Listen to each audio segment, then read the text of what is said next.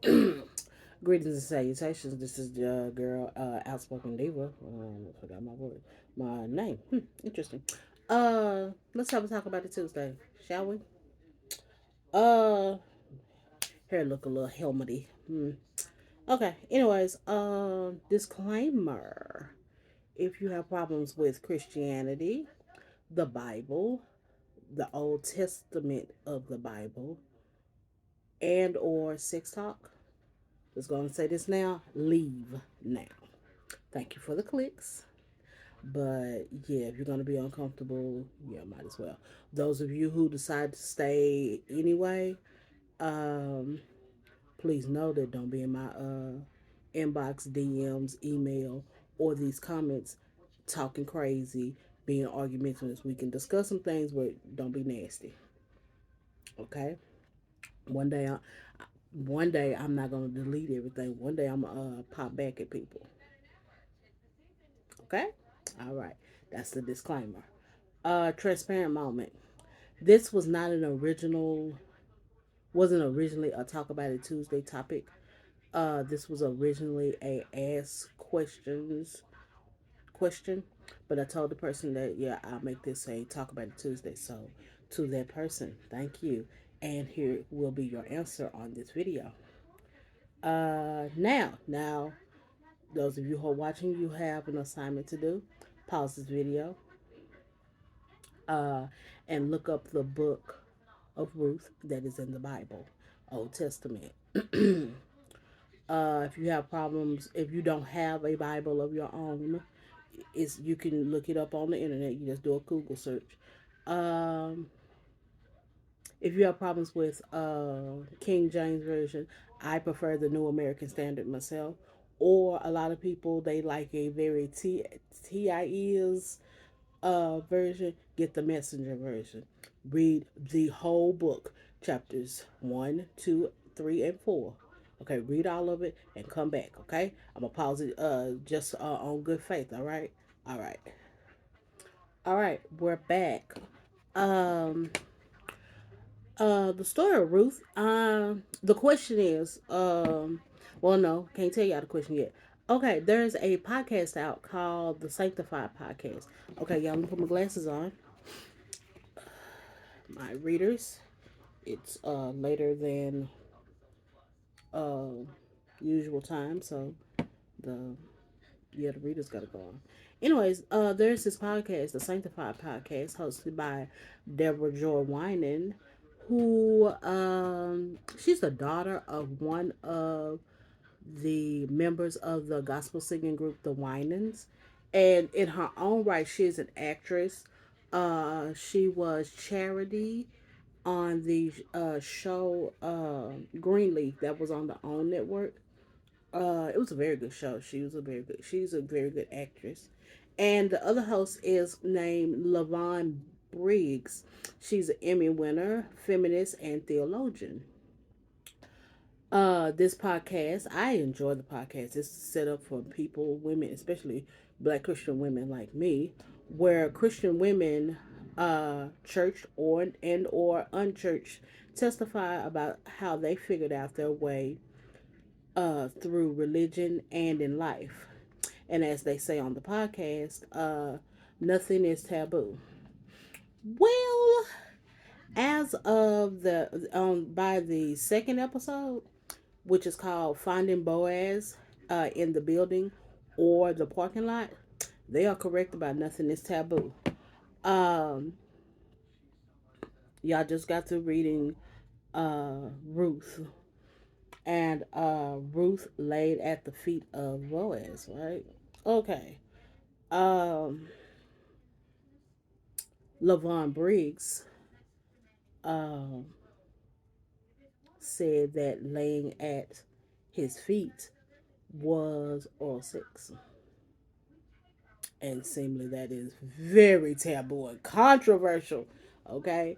And a reader of mine asked the question, how did I feel about it? Okay, let me give y'all some backstory about me and the book of Ruth. I have problems with how Ruth is taught in churches. Always.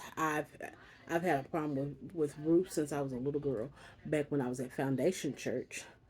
And there was always these lovely, I think I can get away with not wearing my glasses now. I think we'll see. Um, these lovely Mother's Day sermons about Naomi and Ruth. You know, Naomi was Ruth's mother-in-law, and how mother-in-laws and daughters-in-law should get along, you know, for the sake of the family, which is true. You know, why is all that infighting? You know, it's not good for the family. That's true. But I could read. I didn't leave Foundation Church till I was like 25. Okay. But I could read, and I could tell that there was something odd about these stories. I was like, something's missing. Okay. But you know, eh, okay. But then when I graduated from college in the early 2000s, and all of a sudden there was this Boaz talk. And I was like, what are they talking about? Now I started paying attention. I mean, and it was always telling single women they need to prepare themselves for to be found by their Boaz. And it was, I remember once there was even everybody was making fun of this song Boaz, and it went along to this. It was part of a soundtrack of an indie movie called Single Life the Musical. Now I don't, and I've said this on Facebook a lot, a few times. I don't understand telling never married women, divorced women maybe, never married women, uh, to be looking for their Boaz. If anything, they should be telling us to look for their Adam, because that's the first husband. You know, the rib. You know, you're the rib that connects, right? I don't know. Trust me, y'all. You can never find anywhere, and people will tell you, I have never said I was looking for anybody in the Bible. I got Jesus. That's enough. I am trying to find who I'm supposed to be with. Okay, him. But he. I don't think he's a character in the Bible. No, not character. He's a person of the Bible. Okay. So I was always a little weirded out about that anyway. But it was definitely weird because how Ruth, what is said, you know, they want you to be preparing yourself for this hardworking man because he sees you as this hardworking woman.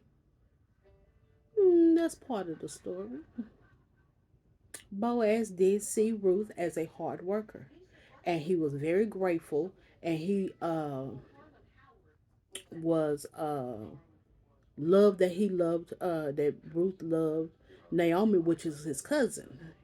Okay, that's fine. That's a good story. I mean, that's the good part.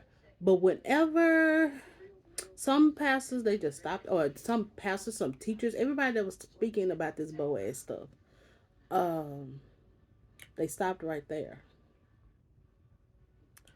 That's not how. That's not how the story ends. Naomi and Ruth concoct a plan. Really, Naomi told Ruth what to do. You know, because Boaz was nice and he let her take a little extra and stuff. Because you know, like I said, he was taking care of his elderly cousin. No, she was taking care of his elderly cousin. So he would take, you know, let her take a little bit extra. Well, no, Naomi figured this out. You know, she told her, and no, Ruth told her and everything. She was like, okay, uh, after he gets through eating and stuff tonight and gets drunk, be in his bedroom, laying on the floor, or at least, you know, and lie at his feet. That's what, you know. Now, do I agree with what Lavon Briggs says? It's possible. I'm not a theologian. Theology is the study of God and nature and the Bible and all the religious stuff, right? So I'm not an expert in it. Okay, I never even thought about it. Thought about what laying at his feet really was. The fact that the way, regardless of whether it is oral sex or if it is just laying in his room. Mm. And the way the church promotes purity and virtue and all this kind of stuff. Ruth being in his room was not a good look. Okay, especially he's drunk, and it's not a good look. Okay, and so much so, even in the when you read, Boaz was like, "All right, y'all speak. No, nobody know about this until Then he goes and he buys the land and stuff from the Moab land from Naomi. From Naomi, which these were the times. Ruth came with that land. So okay, apparently he. You could see it as was he fell in love with her, and okay, I'm going to buy this, so I can have Ruth, or he was trying to make things right and make Ruth an honest woman. So I can't disagree with what Lynette Briggs said. Lavon Briggs said something happened in the room. Again, she was in his bedroom. Not a good look. I mean, and people are like, well, how come the pastors don't say these things? Do you really expect your pastor to get up there, especially all this time, they don't be looked at as whores, ladies? Don't you need to keep your virtue. You don't want to be seen as loose. You don't want to be seen as this. Now you expect them to say, do you even want to hear that from the pulpit? Or would you be, ooh, and would that be the next viral thing? Again, I've always had problems with Ruth in the Bible. You know how it's framed. I think really, if y'all want to know the truth, I think Ruth was really yes, this is no love story, however you want to see it, but we just need to talk about how Jesus links into with King David, and where did that start? It started with Boaz and Ruth. Okay, yes, because Ruth is one of Jesus's great grandmothers. I mean, so many, first how many of grandma great grandmothers down the line? Okay, and he's the savior, and we linking all that together. That is for historical purposes. That's Ruth.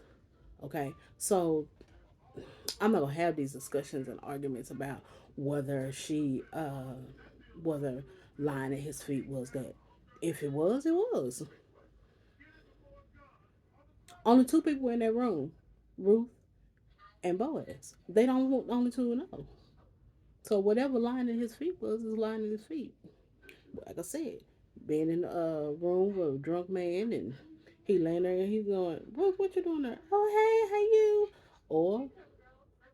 Or sex. Okay? So, that's my answer. It's possible. I can't disagree with what Lavon said. Okay. Other than that, any of y'all looking for anybody in the Bible you preparing yourself for? Cause I'm not. I want a more modern man. Mm-hmm. Men in the Bible, other than Jesus, they don't look too attractive to me.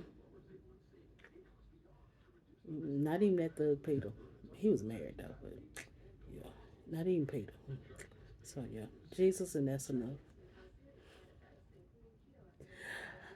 I'm back and goofy. If you have any questions, comments, and concerns, leave them below in the comments on the blog or the video, or on the social media site that you see this on the email that's provided on the blog or the description box of the video. And other than that, talking to you in adult terms. Okay.